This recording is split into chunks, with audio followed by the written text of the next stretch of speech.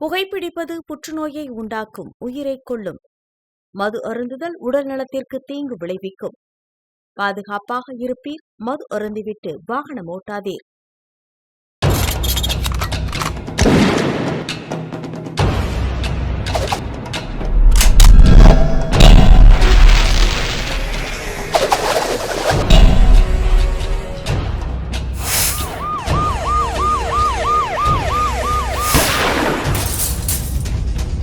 கோப்பியம், உண்மையும் பின்னணியும். வணக்கம்.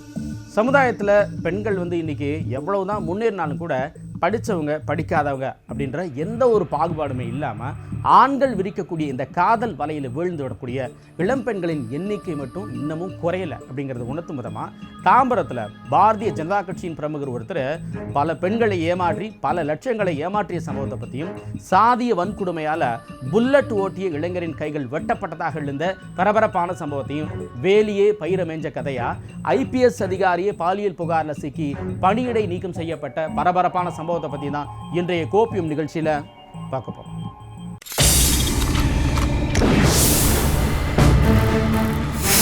இளம் பெண்களை ஏமாற்றி பணம் பறித்த பாஜக நிர்வாகி கைது.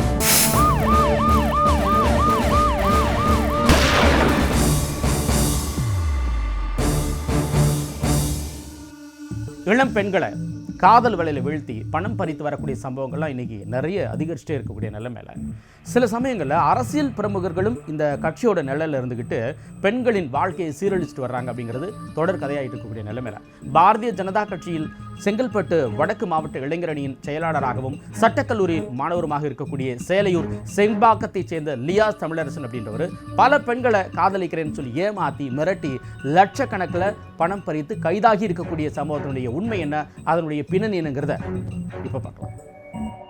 தாம்பரம் அருகே திருமணம் செய்து கொள்வதாக இளம் பெண்களிடம் ஆசை வார்த்தைகளை கூறி உல்லாசம் அனுபவித்ததோடு தனிமையில் இருக்கும் வீடியோவை வைத்து மிரட்டி பணம் பறித்ததாக பிஜேபி இளைஞரணி செயலாளரை போலீசார் கைது செய்து சிறையில் அடைத்த சம்பவம் பரபரப்பை ஏற்படுத்தி இருக்கிறது.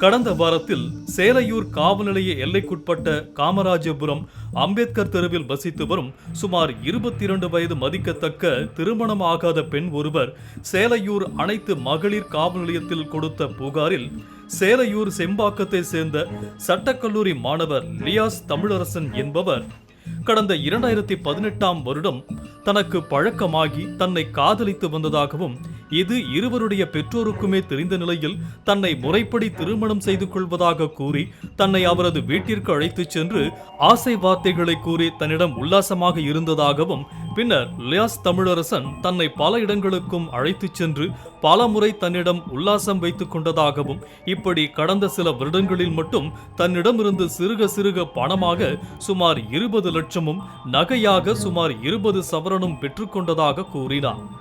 இந்த நிலையில்தான் லியாஸ் தமிழரசனிடம் தன்னை திருமணம் செய்து கொள்ளுமாறு கேட்டபொழுது தன்னை திருமணம் செய்து கொள்ள முடியாது என்று கூறியதோடு தனிமையில் இருந்த அந்தரங்க வீடியோக்களை காண்பித்து மிரட்டி வந்திருக்கிறார். இதற்கிடையில் லியாஸ் தமிழரசனை பற்றி பல அதிர்ச்சிகரமான தகவல்கள் தெரிய வந்துள்ளன. தனியார் சட்டக்கல்லூரியில் படித்து வரக்கூடிய தமிழரசன் செங்கல்பட்டு வடக்கு பாரதிய ஜனதா கட்சியின் இளைஞரணியின் செயலாளராகவும் இருந்து வந்த இந்த தமிழரசன் அப்படின்றவர் காதலிச்சு வந்ததா, அதாவது அவர் காதலித்ததாக சொல்லப்படக்கூடிய பெண்கள்கிட்ட இருந்து பல லட்சங்கள் பணமாகவும் நகைகளையும் வாங்கியிருக்கக்கூடிய நிலைமையில திருமண பேச்சை எடுத்தப்பதான் அவங்க கிட்ட அந்தரங்க வீடியோக்களை எல்லாம் காமிச்சு மிரட்டியிருக்கார். இந்த நிலைமையில தான் அவர் பல பெண்களை ஏமாத்தினார் அப்படின்னு சொல்லப்படக்கூடிய சம்பவத்தை பத்தி இப்ப பார்க்கலாம். லியாஸ் தமிழரசனிடம் தன்னை திருமணம் செய்து கொள்ளுமாறு கேட்டபொழுது தன்னை திருமணம் செய்து கொள்ள முடியாது என்று கூறியதோடு தனிமையில் இருந்த அந்தரங்க வீடியோக்களை காண்பித்து மிரட்டி வந்திருக்கிறார். இதற்கிடையில் லியாஸ் தமிழரசனை பற்றி பல அதிர்ச்சிகரமான தகவல்கள் தெரிய வந்துள்ளன. அதில் தமிழரசன் தன்னை போல் சுமார் 5 முதல் 6 பெண்களை காதலித்து திருமணம் செய்து கொள்வதாக கூறி பழகி வந்ததோடு அவர்களிடமிருந்தும் பணம் மற்றும் நகைகளை பெற்றுக்கொண்டு அவர்களையும் ஏமாற்றி இருப்பது தெரிய வந்ததாக கூறப்படுகிறது. இதையடுத்தே அதிர்ச்சியடைந்த இளம்பெண் தன்னோடு சேர்த்து பல பெண்களின் வாழ்க்கையை சீரழித்த லியாஸ் தமிழரசன் மீது உரிய நடவடிக்கை எடுக்க வேண்டும் என்று கொடுத்த புகாரின் அடிப்படையில் சேலையூர் அனைத்து மகளிர் போலீசார் 294B 376 406 417 420 IPC 1 ஆகிய பிரிவுகளின் கீழ் வழக்கு பதிவு செய்து லியாஸ் தமிழரசனை கைது செய்தனர். பின்னர் தமிழரசனை கைது செய்த போலீசார் அவரிடமிருந்து லேப்டாப் மற்றும் செல்போன் ஆகியவற்றை கைப்பற்றி அவற்றை ஆய்வு செய்ததில் பல பெண்களின் ஆபாச வீடியோக்கள் மற்றும் புகைப்படங்கள் இருப்பது கண்டுபிடிக்கப்பட்டது. மேலும் தமிழரசன் மீது ஆந்திராவை சேர்ந்த இளம்பெண் ஒருவரும் தன்னை திருமணம் செய்து கொள்வதாக ஆசை வார்த்தை கூறி 5 லட்சம் ரூபாய் வரை பணத்தை பறித்ததாக கொடுத்த புகார் பரபரப்பை ஏற்படுத்தியது.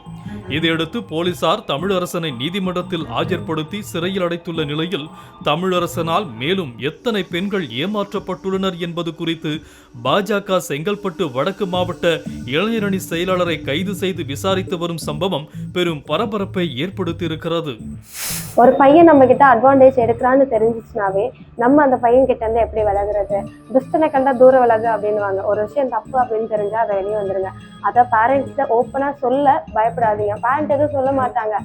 அவங்க கேட்பாங்க, அது ஓகேவா, அது சரியா, அது தப்பா அப்படின்றத பார்ப்பாங்க. உங்களை எந்த ஒரு விதத்துலையும் குறை சொல்ல மாட்டீங்க. ஏன்னா நீங்க உங்க பேரண்ட்டு கிட்ட ரொம்ப ஃப்ரெண்ட்லி மேனர்ல இருக்கும்போது உங்க பேரண்ட்டும் உங்ககிட்ட ஃப்ரெண்ட்லி மேனரா இருப்பாங்க.